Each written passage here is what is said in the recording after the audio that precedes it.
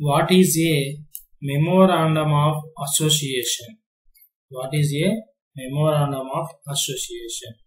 సంస్థాపన పత్రం అంటే తెలుగులో సంస్థాపన పత్రం అనగానేమి?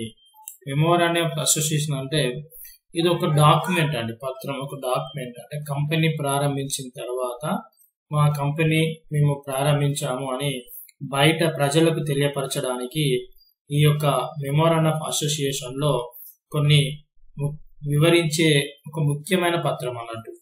ఇది కంపెనీకి మన భారతదేశానికి రాజ్యాంగం ఎలాంటిదో కంపెనీకి మెమోరాండం ఆఫ్ అసోసియేషన్ అనేది సేమ్ అలాంటి రాజ్యాంగం లాంటిది. ఫర్ ఎగ్జాంపుల్ ఇక్కడ చూడండి, మెమోరాండం ఆఫ్ అసోసియేషన్ అంటే మీనింగ్ చూద్దాము. It is important document. It is important document with clauses explaining briefly the affairs of the company to the outside world. అంటే company యొక్క వ్యవహారాలను బయటి వారికి అంటే ప్రజలకు క్లుప్తంగా క్లాజులుగా వివరించే ముఖ్యమైన పత్రం. ఇది కంపెనీకి రాజ్యాంగం లాంటిది. అంటే ఈ సంస్థాపన పత్రంలో ఏమేమి ఉంటాయండి? క్లాజులుగా వివరించే ఒక ముఖ్యమైన పత్రం. చూపెడతా. క్లాజులుగా వివరించే ఒక ముఖ్యమైన పత్రం. ఫర్ ఎగ్జాంపుల్ గూగుల్లో కొన్ని సెర్చ్ చేశాను మెమోరాండం ఆఫ్ అసోసియేషన్ గురించి. ఆ ఫామ్ ఏ విధంగా ఉంటుందో ఒకసారి మీకు చూపెడతాను. ఇక్కడ చూడవచ్చు. Just example Tata Motors limited అని గూగుల్లో అయితే దొరికింది. ఇది ఒకటి మెమోరాండం ఆఫ్ అసోసియేషన్ అంటే ఈ విధంగా ఉంటది. దీంట్లో అన్ని క్లాజులు నింపుంటాయండి. అన్ని క్లాజులు వారిగా సో ఏమేం క్లాజులు ఉంటాయో కూడా మనం ఒకసారి చూసుకోవచ్చు. దీంట్లో ఏమేం క్లాజులు ఉంటాయో కూడా మీకు ఒకసారి గూగుల్లో ఒకసారి బ్యాక్ వచ్చి చూస్తున్నా.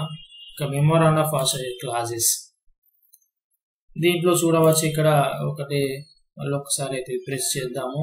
మెమోరాండం ఆఫ్ అసోసియేషన్ క్లాజెస్ అంటే name clause, registered office clause, మన ఆఫీస్ ఎక్కడ ఉంటది, ఏంటి, టోటల్ అన్ని వివరాలు ఇందులో ఉంటాయి. మెమోరాండం ఆఫ్ అసోసియేషన్ దాంట్లో అన్ని వివరాలు ఇందులో ఉంటాయి. ఇక్కడ చూడవచ్చు అన్ని వివరాలు ఇందులో ఉంటాయి అన్నట్టు. అంటే ఇది సంస్థాపన పత్రం అంటే తెలుగులో objective clause, liability clause, capital clause అంటే కంపెనీకి సంబంధించిన అన్ని వివరాలు. మన కంపెనీ ఎలాంటిది, మన కంపెనీలో ఎంత పెట్టుబడి పెట్టి మన కంపెనీ ప్రారంభించిన, మన కంపెనీ పేరేంటిది, మన కంపెనీ రిజిస్ట్రేషన్ ఆఫీస్ ఎక్కడ ఉంటుంది, మన కంపెనీ పెట్టడానికి మెయిన్ ఆబ్జెక్టివ్, మెయిన్ ధ్యేయం ఏంటిది, మన కంపెనీలో ఏమేమో అప్పులు ఉంటాయి, ఏమేమి ఆస్తులు ఉంటాయి, మన కంపెనీ యొక్క మూలధనం ఎంత, టోటల్ వివరాలను తెలియపరిచే ఒక డాక్యుమెంట్ అండి. అందుకే ఇది కంపెనీకి ఇది రాజ్యాంగం లాంటిది, కాన్స్టిట్యూషన్ లాంటిది. సో మీరు ఇది 2 మార్క్స్ కు యాన్యువల్ ఎగ్జామ్ లో వస్తే ఇంగ్లీష్ మీడియం వాళ్ళేమో ఈ డెఫినేషన్ రాయండి, తెలుగు మీడియం వాళ్ళేమో ఈ డెఫినేషన్ రాసినా సరిపోతుంది.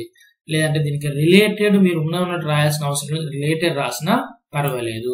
సింపుల్ గా గుర్తు పెట్టుకోవచ్చు. ఇది it is a important document with clauses explaining briefly the affairs of the company అంటే కంపెనీ యొక్క క్లుప్తంగా క్లాజులుగా వివరించే ఒక ముఖ్యమైన పత్రం. To the out side world అంటే బయట వాళ్ళు వివరించే ఒక పత్రం అన్నట్టు. ఓకేనా?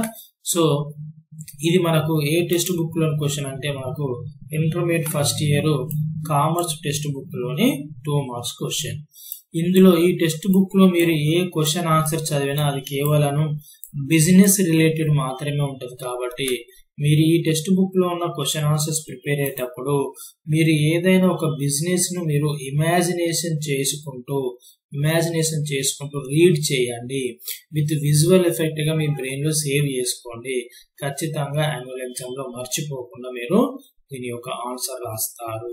సో థ్యాంక్ యూ, ధన్యవాదాలు. ఈ వీడియోకి అయితే ఒక లైక్స్ చేయండి, మన ఛానల్ అయితే సబ్స్క్రైబ్ చేసుకోండి, మీ ఫ్రెండ్స్ యొక్క వాట్సాప్ గ్రూప్ లో ఈ వీడియో అయితే షేర్ చేయండి. థ్యాంక్ యూ, నమస్తే, జై కామర్స్ స్టూడెంట్స్.